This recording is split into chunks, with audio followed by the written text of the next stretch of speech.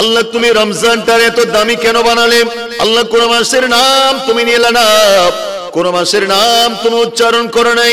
শাবানের কথা বলো নাই, আল্লাহ রজবের কথা বলো নাই, জুলকাদার কথা বলো নাই, জুলহজ্জার কথা বলো নাই, মুহররমের কথা বলো নাই, সফরের কথা বলো নাই, রমজানের কথা কেন বললে?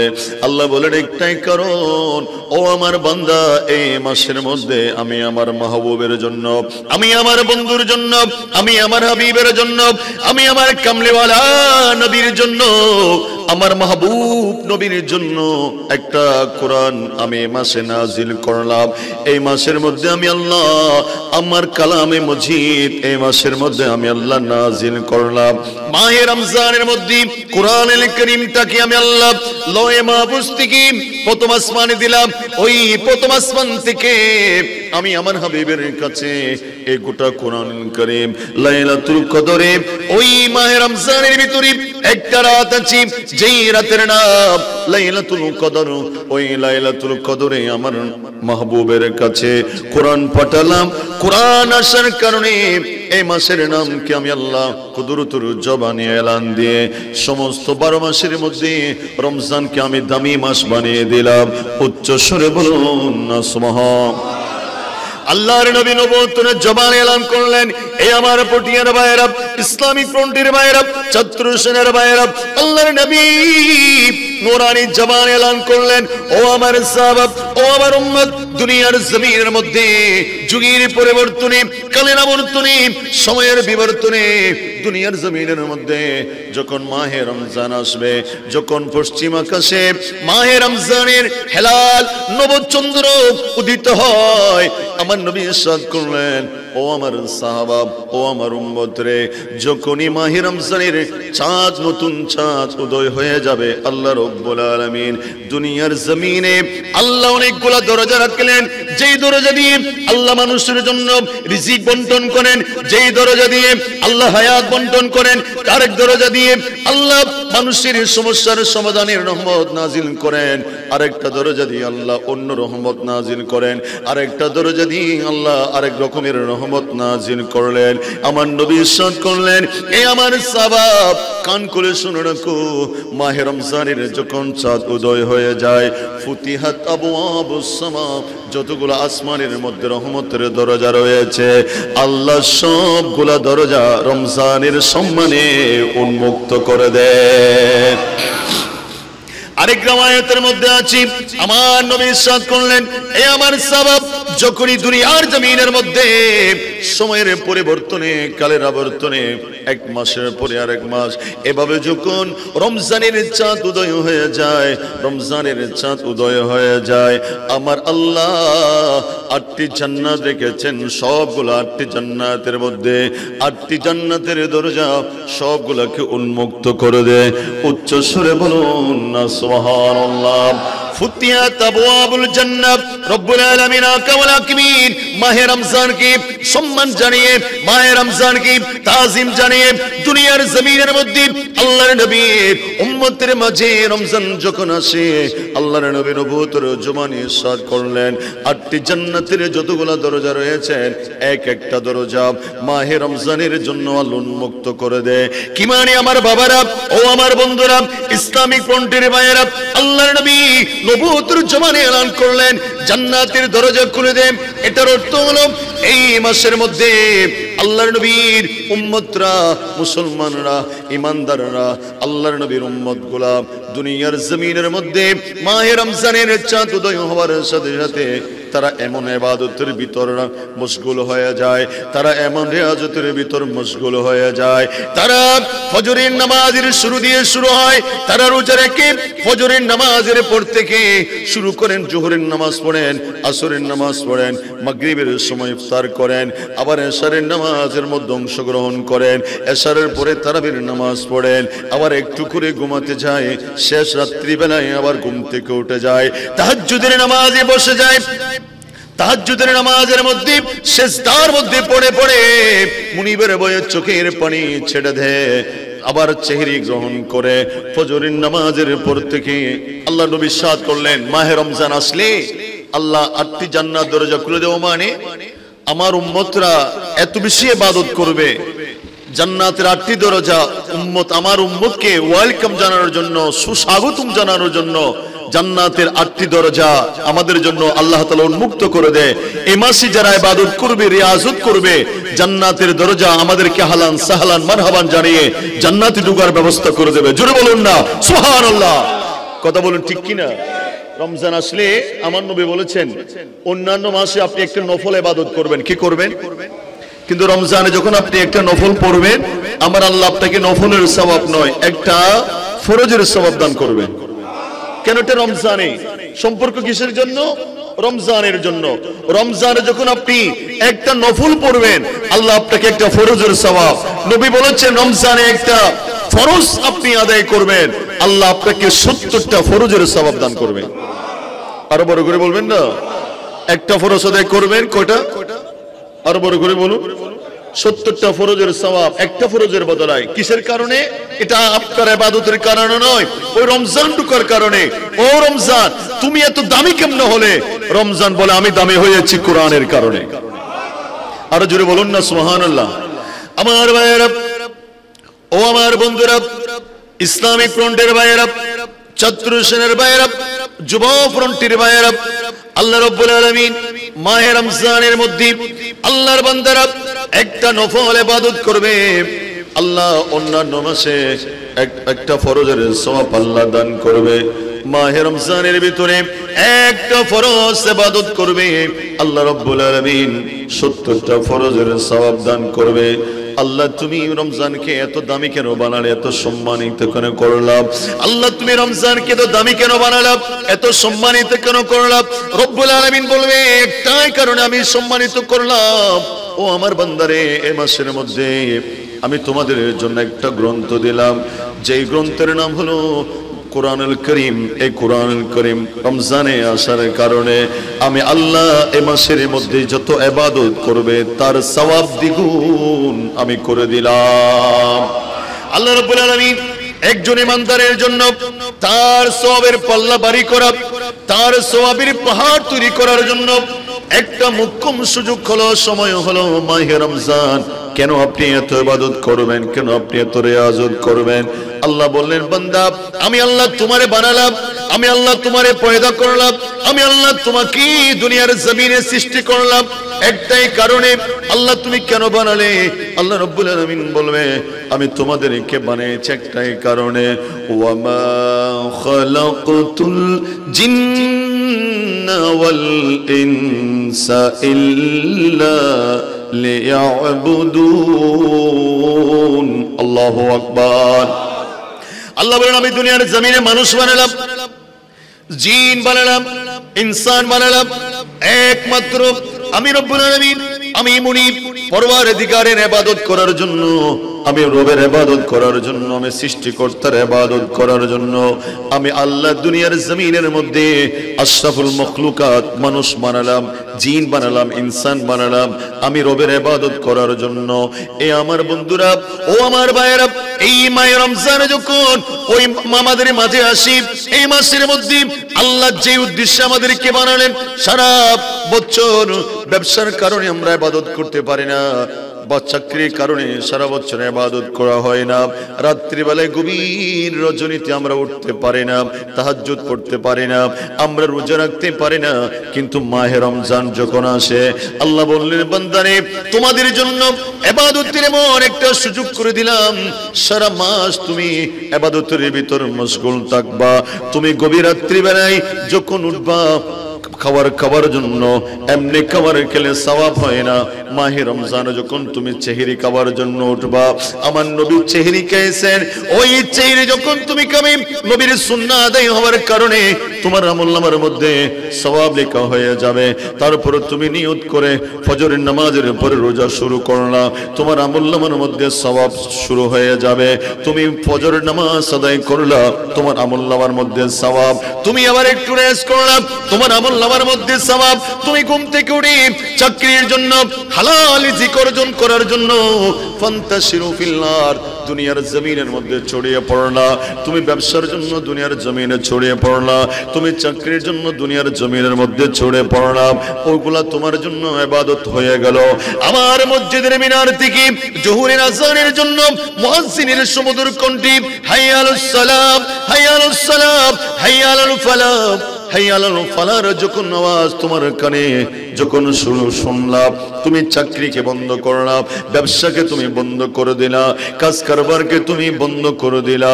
মসজিদের মিনার থেকে তোমাকে নামাজের জন্য ডাকলে, সোজা নামাজের জন্য তুমি চলে গেলা, তোমার আমলনামা সওয়াবে পরিপূর্ণ হয়ে গেল। আবার তুমি তোমার কাজের মধ্যে লেগে গেলাম, আসরের আযান ডাক দিলেও তুমি আবার আসরের নামাজে চলে গেলাম। এইভাবে যখন সন্ধ্যাবেলা হয়ে যায়, তোমার সামনে নানান ধরনের ইফতারি, নানান ধরনের লোভনীয় খাবার, একটা খাবারের দিকে তোমার হাত যায় না, একটা খাবার তুমি মুখে নাও না। ও আল্লাহর বান্দারে, কেন তোমার সামনে এতগুলা খাবার দেওয়া আছে, কেন তুমি খাও না? এই রিজিকটা তুমি কেন খাও না? বাহারি রঙের ইফতারি তোমার সামনে আছে, তুমি কেন খাও না? আপনি ডাক দিয়ে বলেন, আল্লাহর বান্দা, আমি এখন না খাওয়ার পিছনে একটাই কারণ, আল্লাহ আমাকে নির্দেশ দেয় নাই আমার সামনে খাবার, আমার সামনে রিজিক, আমার সামনে নানান ধরনের খাবার, কিন্তু আল্লাহ আমাকে এখনো নির্দেশ দেয় নাই খাবারের জন্য, নির্দেশ দেয় নাই এখনো খাওয়ার জন্য আমাকে আল্লাহ নির্দেশ দেয় নাই। মসজিদের মিনার থেকে, আল্লাহর ঘরের মিনার থেকে খাবার জন্য পারমিশন আসে নাই, যার কারণে আমার সামনে নানান ধরনের খাবার থাকা সত্ত্বেও খায় না। আল্লাহ রাব্বুল আলামিন বলেন, এ আমার ফেরেশতারা, ও আমার ফেরেশতারা, তোমাদেরকে আমি জিজ্ঞেস করেছিলাম, ইন্নী জাইলুন ফিল আরদি খলিফা, ও ফেরেশতা, দুনিয়ার জমিনের মধ্যে আমি আমার খলিফা বানাতে চাই, আমার প্রতিনিধি বানাতে চাই। তোমরা ফেরেশতা বলেছিলাম, আল্লাহ মানুষগুলা বানাইও না, এরা মারামারি করবে, রক্তারক্তি করবে, ফাসাদ করবে, দাঙ্গা করবে, মারামারি করবে। আমার আল্লাহ বললেন, ইন্নী আ'লামু মা লা তা'লামুন, ও আমার ফেরেশতা, আমি যাহা জানি তোমরা তাহা জানো না। আল্লাহর বান্দা যখন সারাদিন ইফতার করে, পানি তার সামনে পানি খায় না, খাবার তার সামনে খাবার খায় না, রিজিক তার সামনে হাত দিয়ে খাবার খায় না, আল্লাহ ফেরেশতাদের ডাক দিয়ে বলে, ফেরেশতা, ও আমার ফেরেশতারে দেখো, আমার বান্দার সামনে খাবার খায় না কেন? আমার বান্দা সারাদিন মেহনত করার কারণে, রিকশা চালাবার কারণে, ঠেলাগাড়ি ঠেলার কারণে, কাজ করার কারণে, কৃষি কাজ করবার কারণে রুদ্রের করতাপে তার কণ্ঠনালী শুকিয়ে গেল, তার সামনে তো শরবতের পেয়ালা খায় না কেন? ফেরেশতারা বলে, আল্লাহ, একটা কারণে খায় না, তুমি রবের ভয়ে। আল্লাহ খায় না একটাই কারণে, আল্লাহ তোমার বই খায় না, তোমার বই এই বান্দাগুলোর সিনার ভিতরে আছে।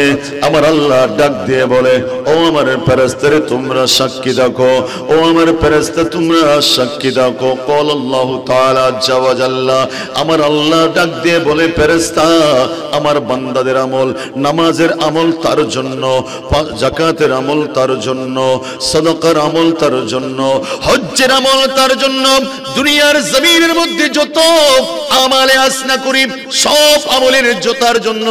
কিন্তু তুমি সাক্ষী থাকো, আসসামুলি, বান্দা রোজা আমার জন্য রাখলো, আমি আল্লাহ নিজে, ওয়ানা আজিজ বিহি, হাসরের ময়দানে আমি আল্লাহ নিজেই আমার বান্দাকে এই সওমের জাযা দান করব। উচ্চ স্বরে বলুন সুবহানাল্লাহ। আমার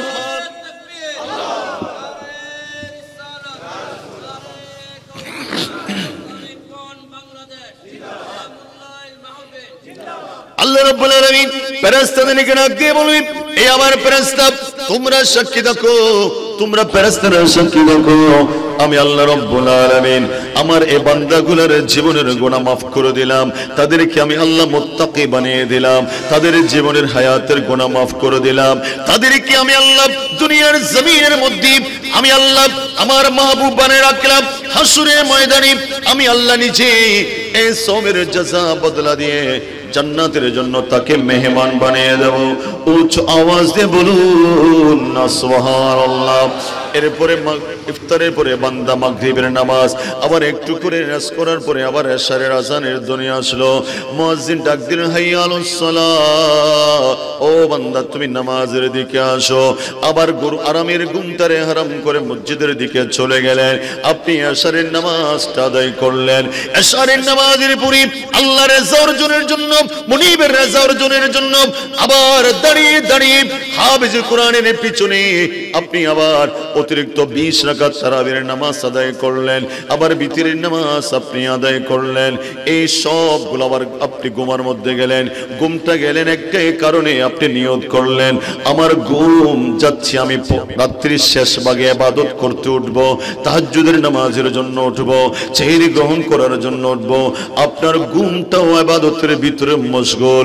এইভাবে আপনি যখন রাত্রির সুলুসুল লাইল হয়ে যায়, আল্লাহর নবী হাদিসের মধ্যে এলান করলেন, قال النبي صلى الله تعالى عليه وسلم, আল্লাহর নবী নবুয়তের জবানে ইরশাদ করলেন, সুলুসুল লাইল রাত্রির 3 ভাগের শেষ ভাগ যখন হয়ে যায়, আল্লাহ বলেন আমি আর আরশ আজিমের মধ্যে থাকি না, আমি রব্বুল আলামিন আর সিদরাতুল মুনতাহায় থাকি না, আমি রব্বুল আলামিন বাইতুল মামুরের থাকি না। আমার নবী ইরশাদ করলেন, ও আমার সাহাবা, রাত্রির যখন শেষ ভাগ হয়ে যায়, ওই শেষ ভাগে আল্লাহ রব্বুল আলামিন প্রথম আসমানের মধ্যে চলে আসে, প্রথম আসমানের মধ্যে এসে ডাক দেয়, ও আমার বান্দা, তোমাদের ভিতরে কি এমন কোন বান্দা নাই যাদের জীবনের গুনাহ করতে করতে করতে করতে করতে গুনার পাহাড় তুমি করে ফেললা, আমি যদি ক্ষমা না করে, আমি রব যদি তোমাকে মার্জনা না করে, আমি রব্বুল আলামিন যদি তোমাকে ক্ষমা না করে, দুনিয়ার কোনো প্রেসিডেন্ট তোমারে মাফ করাতে পারবে না, দুনিয়ার কোনো ওলি তোমারে মাফ করাতে পারবে না, দুনিয়ার কোনো ব্যক্তি তোমারে মাফ করাতে পারবে না। আমি আল্লাহ প্রথম আসমানে ডাক দিলাম, ও আমার বান্দারে, তোমাদের ভিতরে কি এমন কোনো বান্দা নাই তোমাদের জীবনের গুনাহের পাহাড় তুমি বানিয়ে রাখলা, এই অবস্থায় যদি তোমার ইন্তেকাল হয়ে যায়, তোমার স্থান জাহান্নাম হয়ে যাবে, তোমার স্থান জাহান্নাম নিশ্চিত হয়ে যাবে, এত তুমি গুনাহ করলা। কিন্তু আমি রব্বুল আলামিন রাত্রিবেলা শেষ ভাগে এসে তোমাকে ডাক দিলাম, ও আমার বান্দা, তোমাদের মাঝে কি ওই বান্দা নাই যে রব্বুল আলামিনের কাছে তার গোটা জিন্দেগির গুনাহ আমি রবের কাছে ক্ষমা চাইবে, আমি রব্বুল আলামিনের কাছে ক্ষমা প্রার্থনা করবে। আমি আল্লাহ এখন প্রথম আসমানে আসলাম আমার বান্দার জীবনের গুনাহ মাফ করে দেওয়ার জন্য। আর যদি বলবেন না সুবহানাল্লাহ, আওয়াজ দিয়ে বলুন না সুবহানাল্লাহ। আমি এসেছি গুনাহ মাফ করে দেওয়ার জন্য। দেখুন বাবা, আপনি যখন অন্যায় করবেন, আল্লাহর যখন হত্যা জাওয়াজ করবেন, আপনি যখন রব্বুল আলামিনের নির্দেশনাকে অ্যাভয়েড করবেন, তখন আপনি গুনাহ কাজ করে ফেলেছেন। কিন্তু আল্লাহ তাআলা বললেন, লা তাকনাতু মির রাহমাতিল্লাহ, তুমি আমার রহমত থেকে বঞ্চিত হয়ো না, বরঞ্চ আমি আল্লাহ তো রব, আমি রহমান, আমি রহিম, আমি গফফার, আমি সত্তার। দুনিয়ার কেউ জানে না তুমি কি করেছো, আমি রব্বুল আলামিন জানি। তোমার দোষগুলোকে আমি সত্তারের চাদর দিয়ে গোপন করে রাখলাম। আমি আল্লাহ শেষ রাত্রিবেলায় এসে তোমারে ডাক দিলাম, বান্দা তুমি আমার কাছে গুনাহ ক্ষমা চাও, আমি আল্লাহ তোমার জীবনের গুনাহ মাফ করে দেব। আর বড় করে বলুন না, আপনি আপনার মতো করে বললে হবে না।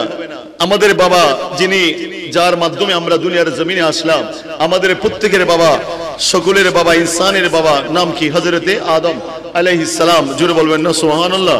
আল্লাহ তাআলা বলে, ইয়া আইয়ুহান নাস ইত্তাকু রাব্বাকুমুল্লাযী খালাকাকুম মিন নাফসিন ওয়াহিদা ওয়া খালাকা মিনহা যাওজাহা ওয়া বাসসা মিনহুমা রিজালান কাসীরান ওয়া নিসা। এ পৃথিবীর तमाम মানব জাতি, আমি আল্লাহ তোমাদের সবগুলারে একজন থেকে বানিয়েছি, সেই ব্যক্তির নাম হলো বাবা আদম।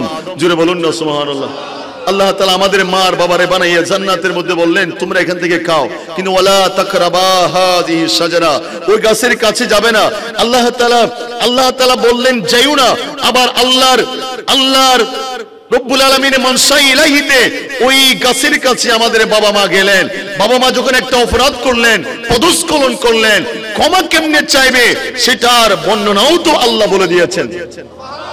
আর জোরে বলবেন না, কি বলেছেন?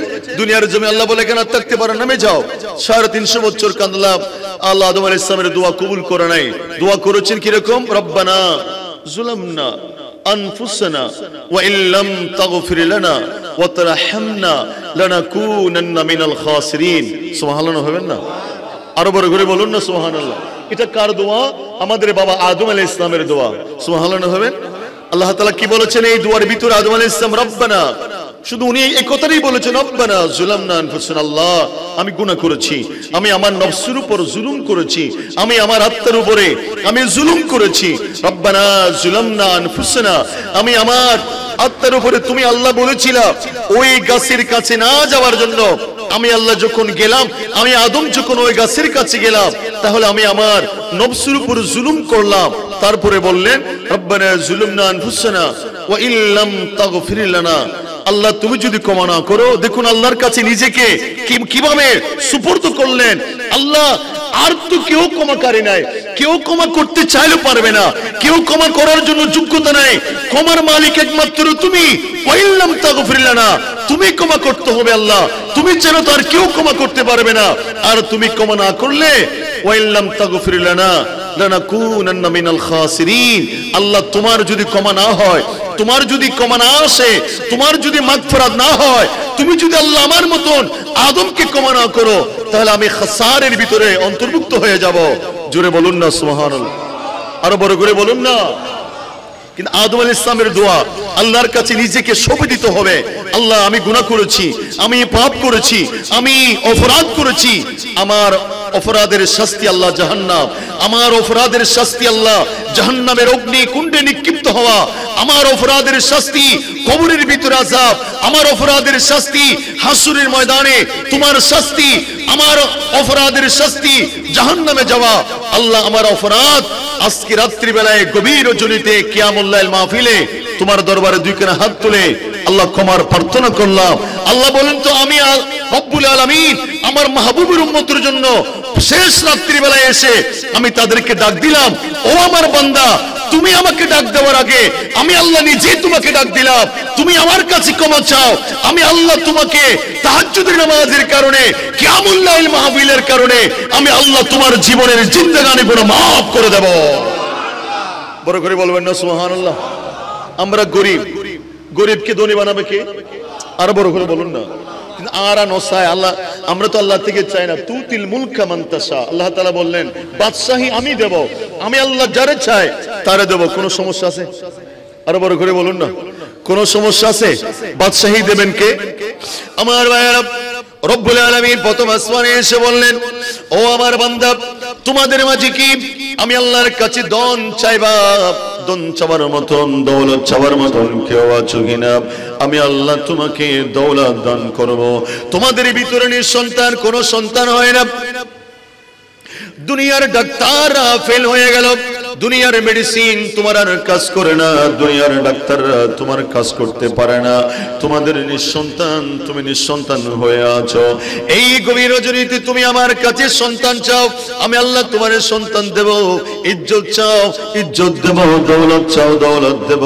সর্বোপরি তুমি যদি আমার মাহবুব হতে চাও, আমার বন্ধুর প্রার্থনা করো, আমি আল্লাহ তোমাকে আমার বন্ধু বানায়া দেব। আরো জোরে বলুন না সুবহানাল্লাহ। প্রতিদিন প্রতিনিয়ত আমার আল্লাহ সুলুসুল লাইল রাত্রির শেষ ভাগে এসে আমাদেরকে ডাক দেয়। কিন্তু আমার নবী বললেন যখন রমজান আসে আমার আল্লাহ শেষ ভাগ নয়, প্রথম রমজান থেকে আমাদেরকে ডাক দে, বান্দা তোমাদের জন্য রহমত দিলাম, তোমাদের জন্য মাগফিরাত দিলাম, তোমাদের জন্য নাজাত দিলাম, রহমতের বাড়ি দ্বারা আমি আল্লাহ দুনিয়ার জমিনে এমন ভাবে নিক্ষিপ্ত করছি, তুমি যখনই আমার রহমত চাইবে আমি আল্লাহ আমার রহমত দিয়ে তোমাকে মালামাল করে দেব। মাঝখানের 10 দিন আমি আল্লাহ মাগফিরাত ঘোষণা করলাম। এই 10 দিনে, মাঝখানের 10 দিনে তুমি যখনই আমি আল্লাহর কাছে ক্ষমা চাইবে আমি আল্লাহ তোমাকে ক্ষমা দান করব। আখেরি 10 দিন নাজাতের ব্যবস্থা রাখলাম, জাহান্নাম থেকে মুক্তির জন্য আমি 10 দিন ঘোষণা করলাম। যখনই তুমি আমার কাছ থেকে জাহান্নাম থেকে মুক্তি চাইবে আমি আল্লাহ তোমাকে জাহান্নাম থেকে মুক্তি দিয়ে জান্নাতি মানুষ বানিয়ে দেব। বড় করে বলবেন না সুবহানাল্লাহ। কিয়ামুল লাইল, আজকে আমরা আসলাম কোথায়? আল্লাহ তো বানিয়েছেন আল্লাহর ইবাদত করার জন্য। কার ইবাদত করার জন্য? এই দুনিয়ার জমিন আমরা আসলাম, এখানে কি সারাদিন জিন্দেগি থাকার কোনো সুযোগ আছে? আছে না? হনো বাজি ফুটিয়ার মানুষকে কোনো সুযোগ দিবে না? হনো এখানে নির্দিষ্ট টাইমের পরে আর আমরা কেউ থাকতে পারবো? আমাদের নির্দিষ্ট আজল, নির্দিষ্ট টাইম যখন চলে আসবে, আমরা আল্লাহর ডাকে সাড়া দিয়ে আমাদেরকে একটা জায়গায় চলে যেতে হবে। সেটার নাম কি? আরো বড় গুরু হনো আমার ভাইয়েরা, গভীর মনোযোগ। আল্লাহ রাব্বুল আলামিন আমাদেরকে এই দুনিয়ার জমিনের মধ্যে নির্দিষ্ট সময়, নির্দিষ্ট টাইমের জন্য আল্লাহ পাঠালেন। এই সময় যখন শেষ হয়ে যাবে, আল্লাহ আজরাইল নামক ফেরেশতারে আমাদের কাছে প্রেরণ করবে। আল্লাহ বলেন, আজরাইল পটিয়ার জমিনের মধ্যে চলে যাও, অমুক বান্দার আজল শেষ হয়ে গেল, তার রূহটা আমি আল্লাহর কাছে তুমি নিয়ে আসো।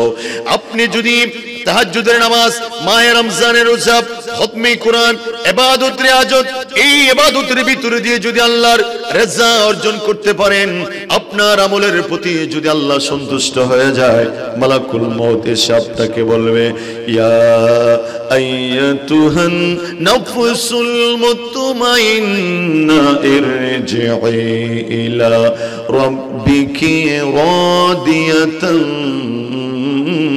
মারদিয়া। উচ্চ সুরে বলুন না সুবহান। ফেরেশতা মালাকুল মউত এসে বলবেন, আজরাইল বলবে, ইয়া আইয়াতুহান নাফসুল মুতমাইন্না, ও প্রশান্তময় আত্মা, তুমি আল্লাহর দিকে এমন ভাবে ফিরে যাও, তুমি গোটা জিন্দেগি নামাজের ভিতরে কাটালা, মাহে রমজানে সারাদিন রোজা রাখি, সারা রাত্রি বেলায় কিয়ামুল লাইল ইবাদত রিয়াজতের মধ্যে তুমি কাটালা, তুমি প্রশান্তময় আত্মা তুমি পরিণত হলা, এমন ভাবে তুমি আল্লাহর দিকে ফিরে যাও, আল্লাহ তোমার উপর রাজি, তুমি আল্লাহর উপর রাজি। আর যদি বলুন না সুবহানাল্লাহ।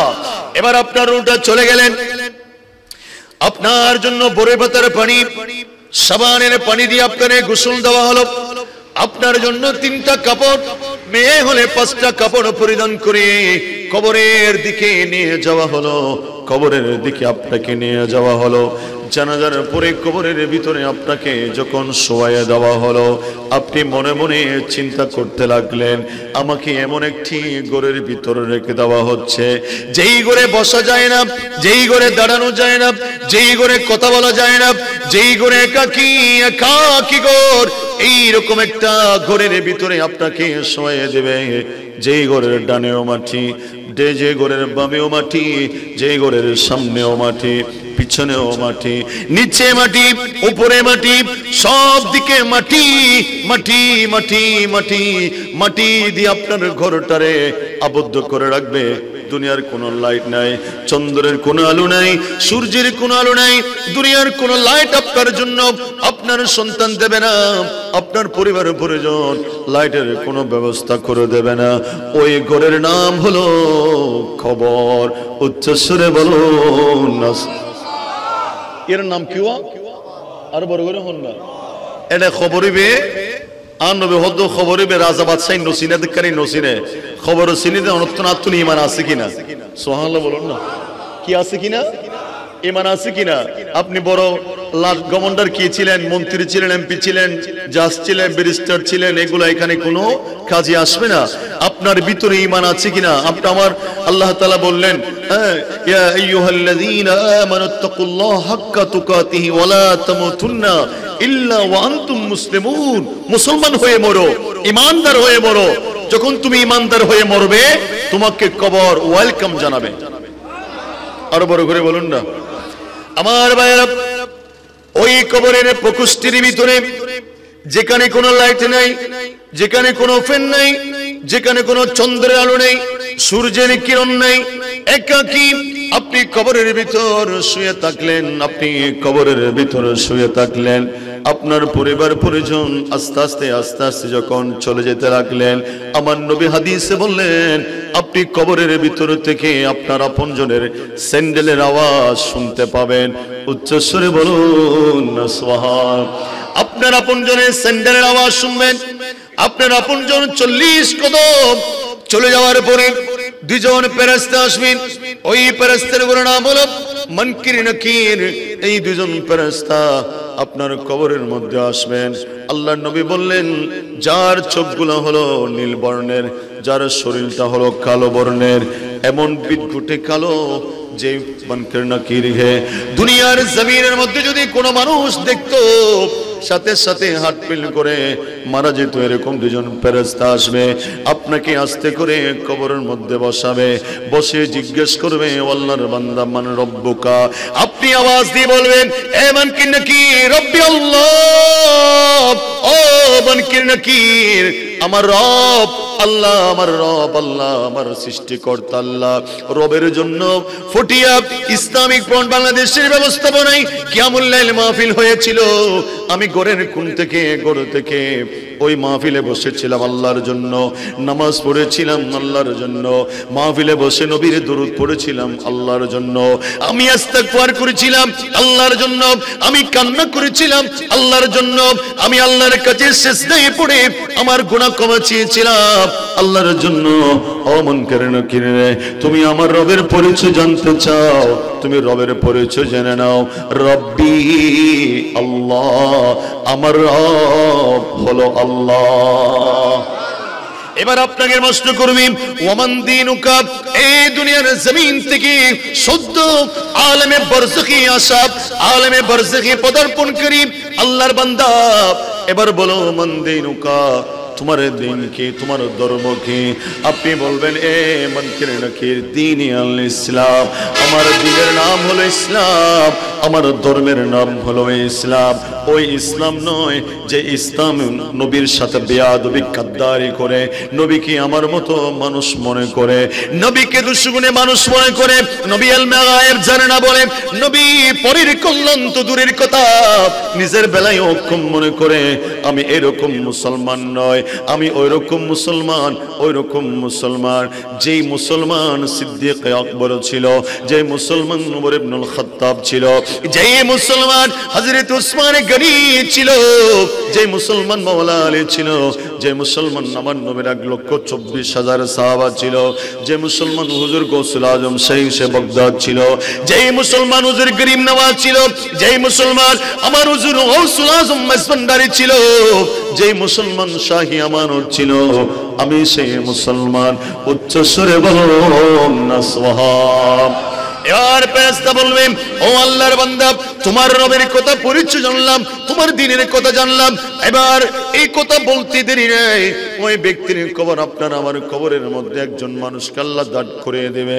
মুনকির নাকির বলবে মাজা তাকুলু ফি হক মিন হাযার রাজুল, এই দুনিয়ার জমিন থেকে আলেমে বারযাখি পদার্পণকারী, এই মুহূর্তে আগমনকারী তোমার কবরের সামনে একজন পুরুষ দাঁড়িয়ে আছে, বলো তোমার ওই পুরুষের ব্যাপারে তোমার মতামত কি, ওই পুরুষের ব্যাপারে তোমার অভিপ্রায় কি? যখন আপনি ওই পুরুষটারে দেখবেন, আপনি দাঁড়িয়ে বলবেন ও মুনকির নাকির, এই পুরুষটা আমার দয়ার নবী। কাঁদে হে মুনকির नकीरों सिरे पर न कोई हामी न कोई यावर, कड़े है मुनकिर नकीरों सिरे पर न कोई हामी न कोई यावर, बता दुआ कर मेरे पैगंबर के सख्त मशीकिल जवाब में है, उठा दो पर्दा दिखा दो चेहरा के नूर बारी हिजाब में है, ज़माना तारीख हो रहा है कि मेरे कबों से निकाब में है। सलातुनिया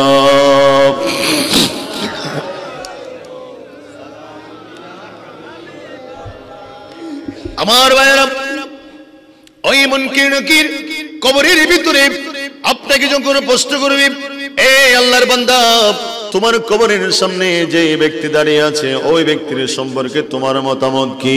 আপনি বলার আগে আল্লাহর নবী বলবে ও মুনকির নাকির, আমার উম্মতকে কষ্ট দিও না, তুমি সে বলার দরকার নাই, আমি নবী পরিচয় করে দিলাম, সে আমার উম্মত। আর জোরে বলুন না সুবহানাল্লাহ।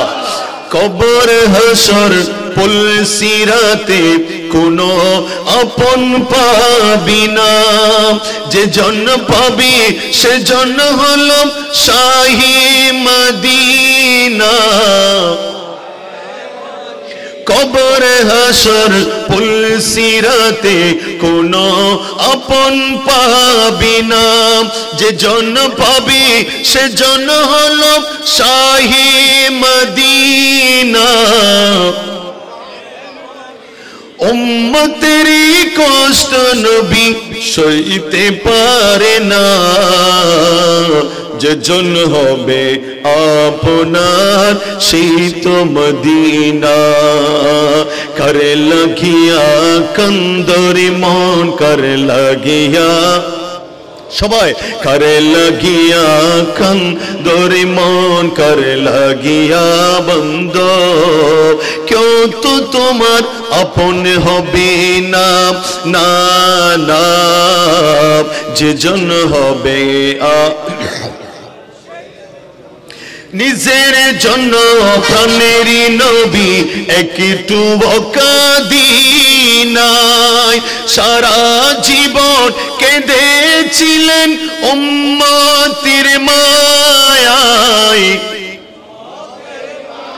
নিজের জন্য দয়ার নবী একটু কাঁদিনাই, সারা জীবন কেঁদেছিলেন উম্মতের মায়ায়। এখনো কাঁদেন যিনি, এখনো কাঁদেন যিনি সোনার মদিনায়, যে জন হবে আপনার শীত মদিনা। করে লাগিয়া কন্দরে মন কর লাগিয়া বন্ধ, করে লাগিয়া কন্দরে মন কর লাগিয়া, কেউ তো তোমার আপন হবে না, না না, যে জন হবে আপনার। জোরে সুবহানাল্লাহ হবে না? কবরের ভিতরে আর আপন জন একমাত্র আর দয়ার নবী মুস্তাফা। বড় করে হন না সুবহানাল্লাহ। আর নবী হদু মন কোন কি রাহয় মার উম্মত ইবারে রাতে কিয়ামুল লাইল মাহফিলতুন আর নবীর দুরূদ পুজিরে মতিবে না, জিবে আয় নবীর সাল্লাল্লাহু আলাইহি সাল্লাম দিরু মতিবে না, জিবে সারা জিন্দেগি আমি নবীকে সালাতু সালাম দিয়েছেন, আমাকে মহব্বত করেছেন, জশ্নে জুলুস করেছেন, ঈদে মিলাদুন নবী করেছেন, নিজের জানের চাইতে বেশি আমি নবীকে ভালোবাসতো। ও মুনকির নকির, তোমাকে আমার উম্মতের পরিচয় দেওয়ার দরকার নেই, আমি নবী বললাম সেই আমার উম্মত। জবান খুলে বলুন সুবহানাল্লাহ। কথা বলুন ঠিক কি না? নবী বলবেন এটা আমার উম্মত, কোন সমস্যা আছে? আর যদি কোনো সমস্যা আছে না আমার বন্ধুরা, আমার ভাইরা, আপনার তখন মুনকির নকির আপনার জন্য একটা দরজা খুলে দেবে। সেই দরজা হলো জাহান্নামের দরজা। কিসের দরজা? বড় করে হন, আরো জোরে হন না আমার ভাইরা। আপনি যখন তিনটা সওয়ালের জবাব পরিপূর্ণ দিবেন, ওই জাহান্নামের দরজা উন্মুক্ত করে দিলেন। জাহান্নামের দরজা খুলে বললেন, এই আল্লাহর বান্দা, ও আমার আল্লাহর বান্দারে, দেখো দেখো জাহান্নামের দরজা তুমি দেখো, জাহান্নামের আগুন তুমি দেখো।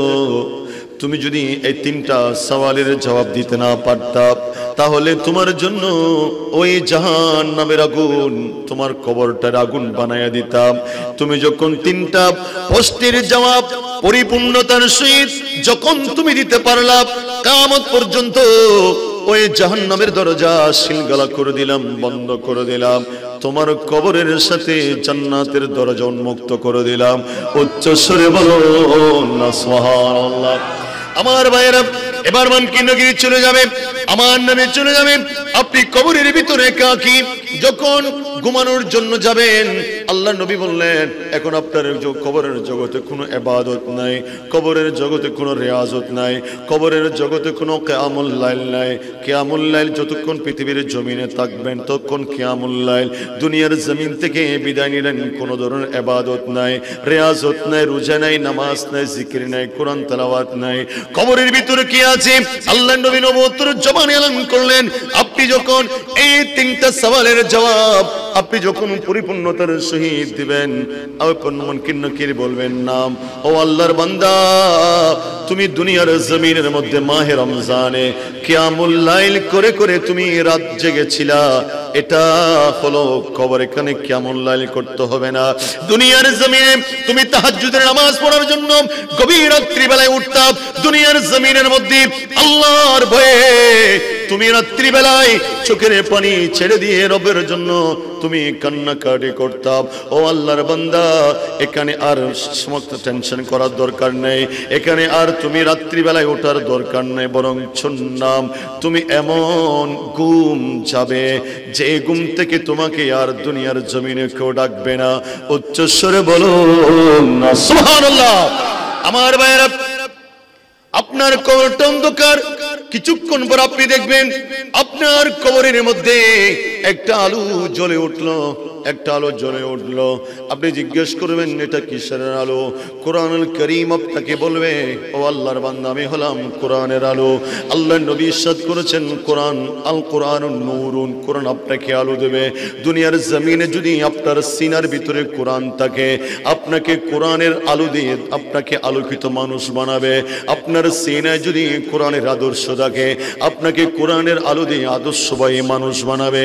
আপনি যখন দুনিয়ার জমিন থেকে কবরের ভিতরে চলে যাবেন, ওই কবরের ভিতরে আপনার অন্ধকারচ্ছন্ন কবরের ভিতরে একটা আলো জ্বলে উঠবে।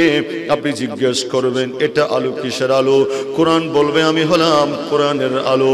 এই আল্লাহর বান্দা দুনিয়ার জমিনের মধ্যে গভীর রজনীতে যে তুমি কোরআন পড়তাম, ফজরের নামাজের পরে কোরআন তেলাওয়াত করতাম, মাহে রমজান আসলে তুমি কোরআনের খতম দিতা, তারাবির নামাজের মধ্যে তুমি কোরআন পড়তা, তুমি এমনি কোরআনের তেলাওয়াত করতা, আমি কোরআনটারে তুমি মোহাব্বত করতা।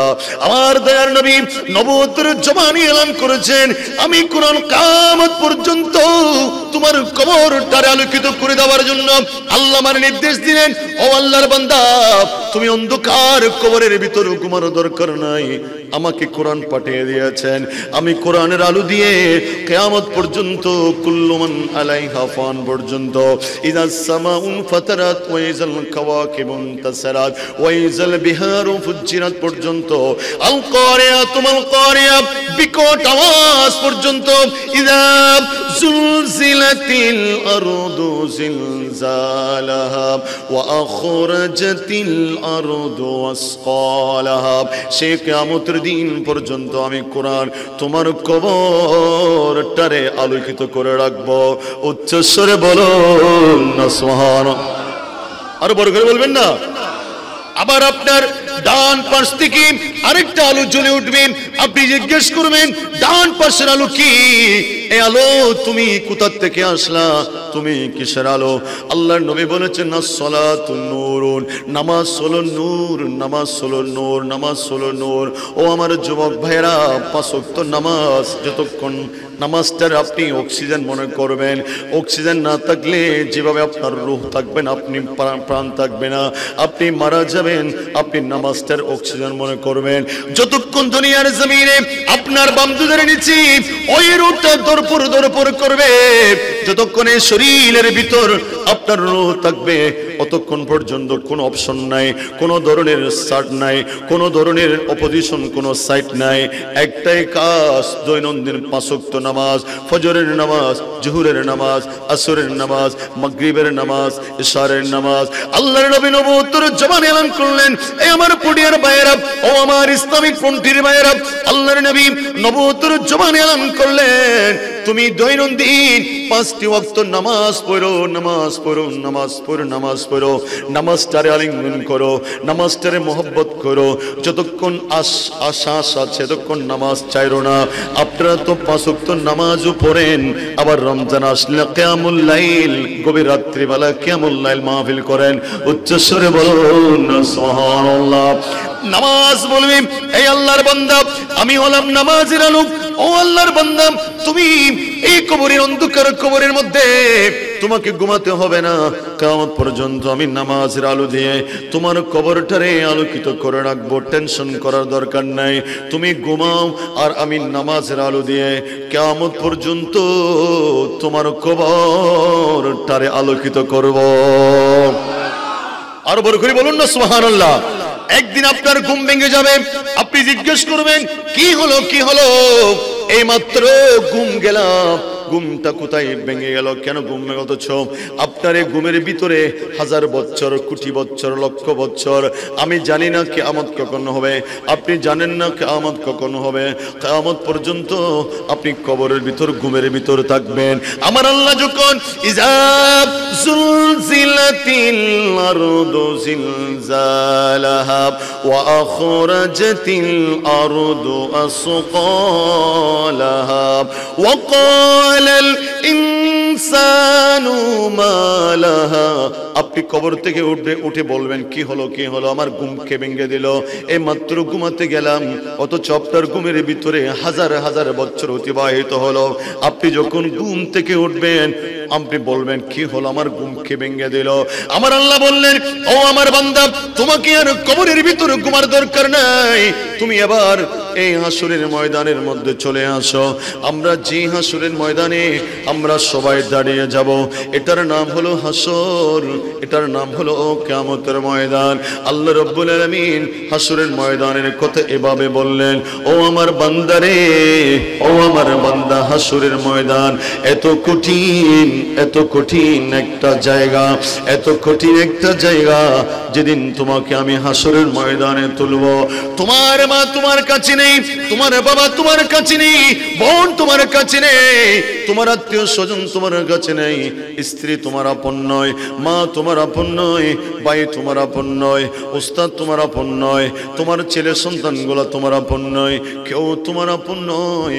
তোমার আপনজন হলো আজকে কিয়ামুল লাইল মাহফিলে যে ইবাদতগুলো আপনি করতেছেন, সেটাই হলো আপনার আপন। উচ্চ সুরে বলুন না সুবহানাল্লাহ। রসূলে खुदा की गुलामी में क्या है,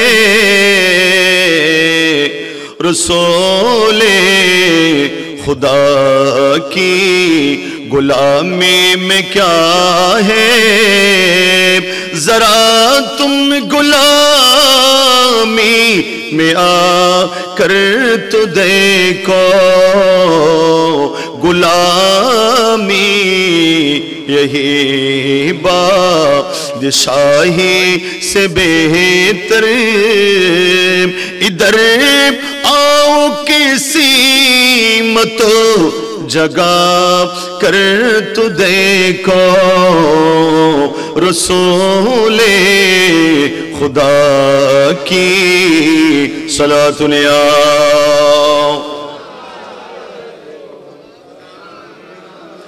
दो आलमी की दौलत है इश्क़े नबी में, यही हासिले जिंदगी बंदगी है, सुरूरे दवामी तुम्हें भी मिलेगी,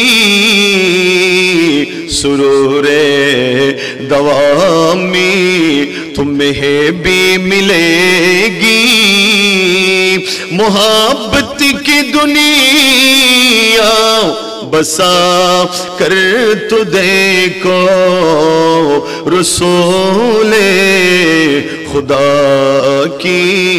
জোরে বলুন না সুবহানাল্লাহ। আমার হুজুর কিবলা, আমাদের আশার বাতিঘর, আমাদের সকলের সেরতাজ, ইসলামিক ফ্রন্ট বাংলাদেশের মাননীয় মহাসচিব, আমাদের অত্যন্ত প্রিয়জন হুজুর আল্লামা শেখুল হাদিস অধ্যক্ষ জয়নালাবদ্দিন জুবাইর সাহেব হুজুর কাল আমাদের মাঝে তশরিফ এনেছেন। আমরা শুকরিয়া তার একবার বলি আলহামদুলিল্লাহ। আমার আলোচনা একেবারে শেষ করে দিচ্ছি, হাসরের ময়দানে উঠব। এখানে এটার নাম হলো হাসর। আল্লাহ তাআলা মহাগ্রন্থ আল কোরআনে বললেন, কানা মিকদারুহু 50 আলফ সানা, ও বান্দারে, যেদিন তুমি কবর থেকে উঠবা ওই দিনের নাম কিয়ামত। একদিনের টাইম সময় হবে দুনিয়ার জমিনের 50,000 বছরের সময় অতিবাহিত হতে যতদিন সময় লাগবে, কিয়ামতের প্রথম দিনের সময় হবে ততদিন। সুবহানাল্লাহ বলবেন না? একটা সেকেন্ড দাঁড়াতে পারবেন, একটা সেকেন্ড দাঁড়াতে পারবেন না। এটার নাম হলো কিয়ামত। কিন্তু আমার আল্লাহ বললেন, এই কিয়ামতের ময়দানে আমার আল্লাহ আমার নবীকে একটা নিয়ামত দেবে। আমি যে আয়াত পড়েছিলাম ওমিনাল লাইলি ফাতাহাজ্জাদ বিহি নাফিলাতাল লাক আসা আন ইয়াবআসাকা মাকামান মাহমুদা। মাহবুব, আপনি যে আমি আপনার জন্য তাহাজ্জুদ, আমি আপনার জন্য অতিরিক্ত নফল হিসেবে আমি আপনার জন্য নির্ধারণ করেছিলাম। আপনি যে গভীর রাত্রি বেলায় তাহাজ্জুদ পড়তেন, ইয়া আইয়ুহাল মুযাম্মিল কুমিল লাইলা ইল্লা কালিলা নিসফাহু আও ইনকুস মিনহু কালিলা। আপনি যে গভীর রাত্রি বেলায় উঠে উঠে নামাজ পড়তেন, আপনার নামাজের দৃশ্য আমি আল্লাহ এত উপভোগ করতাম, আমার কাছে এত চমৎকার লাগতো। আপনার উম্মতরাও যদি সেই গভীর রাত্রি বেলায় তাহাজ্জুদ কিয়ামুল লাইল করে, আমি আল্লাহ আপনার উম্মতকে আমার বন্ধু বানিয়ে নেব। বড় করে বলবেন না সুবহানাল্লাহ। হুজুর কাবলা আছে, আমার ভয় লাগছে। আমি তো হুজুর তিরমিজি শরীফে একটা হাদিস শরীফ আছেন, আমার নবী বললেন গভীর রাত্রি বেলায় তাহাজ্জুদ পড়িও, কেননা তোমাদের আগে যারা সালেহ ছিলেন, যারা নেককার আল্লাহর ওলি ছিলেন, আল্লাহর ওলিরা সবাই তাহাজ্জুদ নামাজ পড়তেন। আমি নবী তোমাদেরকে নির্দেশ দিলাম, যখনই তোমাদের সুযোগ হবে গভীর রাত্রি বেলায়, শেষ রাত্রি বেলায় তুমি তাহাজ্জুদ পড়বা, তোমার এই তাহাজ্জুদ আল্লাহর কাছে যাওয়ার রাস্তা খুলে দেবে এবং তোমার আমলনামা থেকে গুনাহ মাফ করে দেবে এবং আল্লাহ তোমার গুনাহগুলোকে আল্লাহ তাআলা তাহাজ্জুদের নামাজের কারণে মিটিয়ে দেবে। জোরে বলবেন না সুবহানাল্লাহ। আমার আল্লাহ বললেন, হাবিব, আপনার এই গভীর রাত্রি বেলায় কিয়ামুল লাইল করা, এটা এই বাংলাদেশের জমিনে কিয়ামুল লাইলের দর্শন, কিয়ামুল লাইল প্র্যাকটিক্যাল যিনি আমাদেরকে শিখিয়েছেন, তিনি হলেন আল্লামা জয়নুল আবেদিন জুবায়ের মাদ্দাজিল্লুহুল আলী। কথা বলুন ঠিক কিনা আমার ভাইরা? আমাদের মতন তরুণরা যখন কিয়ামুল লাইলের মর্ম বুঝতাম না, কিয়ামুল লাইলের স্বাদ বুঝতাম না, কিয়ামুল লাইলের গুরুত্ব অনুধাবন করতে পারতাম না, আমাদেরকে এই বিশ্ব রমজান সেই ইমাম মেনশন থেকে, ছোট্ট পরিসর থেকে শিখিয়ে দিলেন, ও তরুণরা, এই দুনিয়ার জমিনে আল্লাহর দ্বীন কায়েম করার জন্য, ইসলাম কায়েম করার জন্য, সুন্নিয়ত কায়েম করার জন্য, আহলে সুন্নাত ওয়াল জামাতের পতাকা উড্ডীন করার জন্য তোমাদেরকে গভীর রাত্রি বেলায় কিয়ামুল লাইলের কোনো বিকল্প নাই। কিয়ামুল লাইল আল্লাহর দরবারে সিজদায় পড়ে কান্নার কোনো বিকল্প নাই। সেই দর্শন, সেই থিওরি আমাদেরকে শিখিয়েছেন আল্লামা জয়নুল আবেদিন জুবায়ের। কথা বলো ঠিক কি না ভাইরা?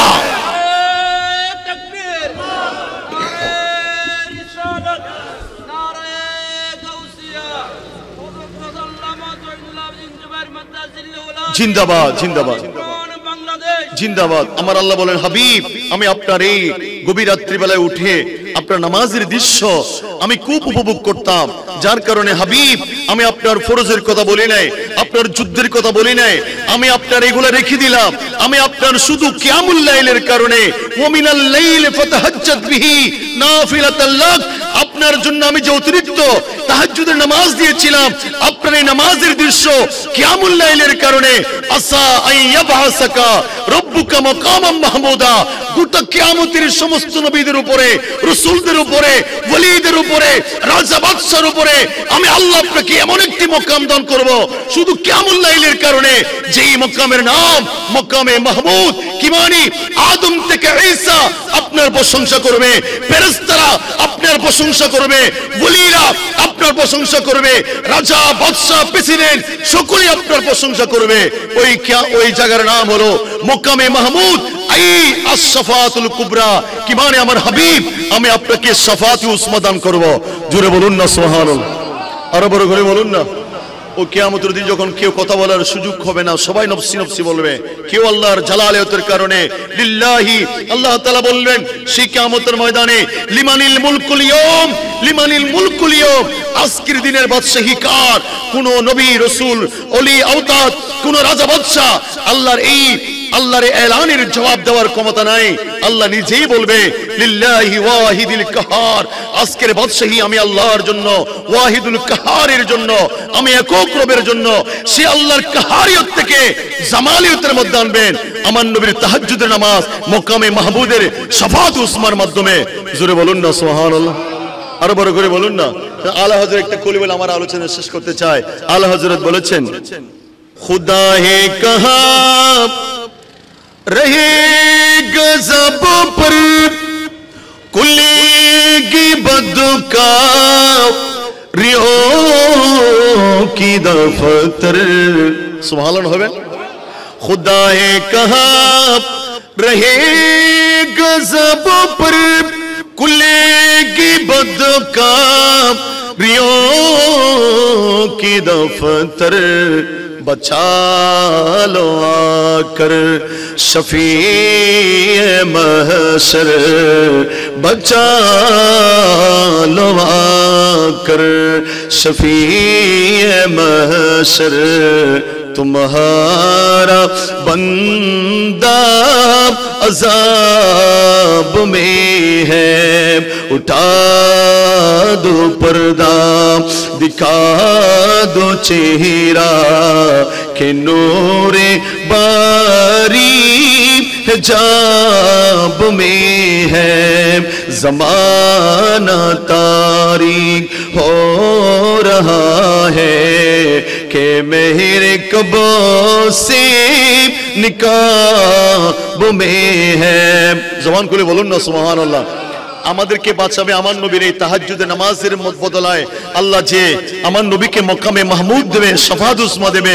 এই শাফাত উসমা দিয়ে আমাদেরকে বাঁচাবে কাদেরকে বাঁচাবে যারা নবীর সুন্নাহ মোতাবেক কিয়ামুল লাইল করতেন মাহে রমজান আসলে কিয়ামুল লাইল করতেন আমাদেরকে নবী বলেন উম্মত আমি তো তোমাদেরকে চিনি তুমি ইসলামিক ফ্রন্টের কর্মী না তুমি ইসলামিক ফ্রন্টের নেতা না তুমি তো দুনিয়ার জমিনে মাহে রমজানে আসলে কিয়ামুল লাইল এলাকা এলাকা মাহফিল করতা আজ আল্লাহ আমাকে মক্কামে মাহমুদ দিয়েছেন আর আমি মক্কামে মাহমুদ দাঁড়িয়ে তুমি কিয়ামুল লাইল পালনকারীকে আল্লাহর কাছে সুপারিশ করে জান্নাতের মেহমান বানিয়ে দিলাম জোরে বলুন না সুবহানাল্লাহ আল্লাহ পাক সুবহানাহু ওয়া তাআলা এই ইসলামিক ফ্রন্টের এই তাবলীগকে আল্লাহ কবুল করুন সাধারণ মানুষের কাছে আপামর সর্বস্তরের জনসাধারণের মাঝে আমরা যেন একেবারে রিকশাওয়ালা থেকে শুরু করে সচিব পর্যন্ত সর্বমহলে যেন আমরা এই বাংলাদেশের জমিনে সুফিবাদী একমাত্র সংগঠন ইসলামিক ফ্রন্ট বাংলাদেশের দাওয়াত ইসলামিক ফ্রন্ট বাংলাদেশের পয়গাম আমরা যেন সর্বস্তরে আদর্শের মাধ্যমে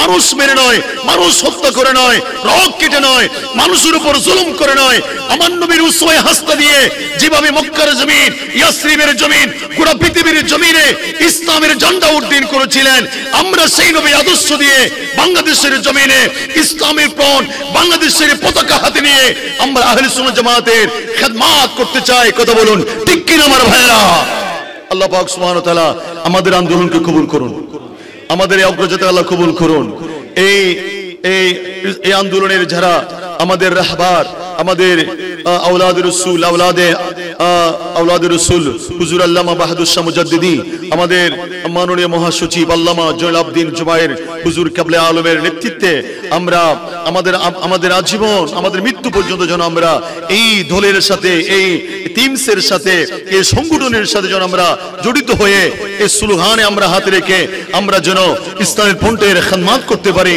আল্লাহ আমাদের প্রত্যেককে সে তৌফিক দান করুন জোরে বলুন না আমিন ওয়া আখির দাওয়ানা আলহামদুলিল্লাহি রাব্বিল আলামিন আসসালামু আলাইকুম ওয়া রাহমাতুল্লাহি ওয়া বারাকাতুহু।